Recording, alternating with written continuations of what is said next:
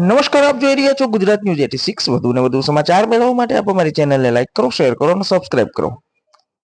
જિલ્લાના ધાનેરા અને દાંતીવાડા તાલુકાના ખેડૂતો દ્વારા ધાનેરાના લાલચોક ખાતે પાણીની માંગને લઈને જાહેર સભા યોજવામાં આવી હતી।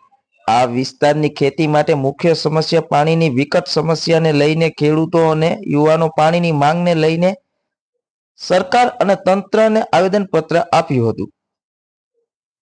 ધાનેરા તાલુકાના સિંચાઈ માટે આજે પાણીના તળ 1000 ફૂટથી વધારે ઊંડા જતા આ વિસ્તારના ખેડૂતો હિજરત કરવાની નોબત આવશે। ત્યારે જિલ્લાના ધાનેરા અને દાંતીવાડા તાલુકાના ખેડૂતોની સિંચાઈના પાણી માટે સરકાર અને તંત્ર દ્વારા દાંતીવાડા કે સીપુ ડેમમાંથી ખેડૂતોને સિંચાઈ માટે પાણી અપાય માટે સરકારશ્રીની પાસે માંગને લઈને ધાનેરા મામલતદારશ્રીને આવેદનપત્ર આપવામાં આવ્યું હતું।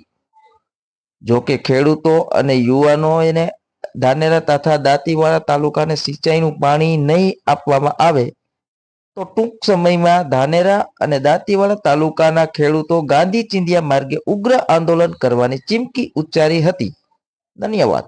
અહેવાલ પ્રકાશ ગોસ્વામી, દિયોદર, બનાસકાંઠા। સાથે પ્રતાપજી ઠાકોર, દિયોદર।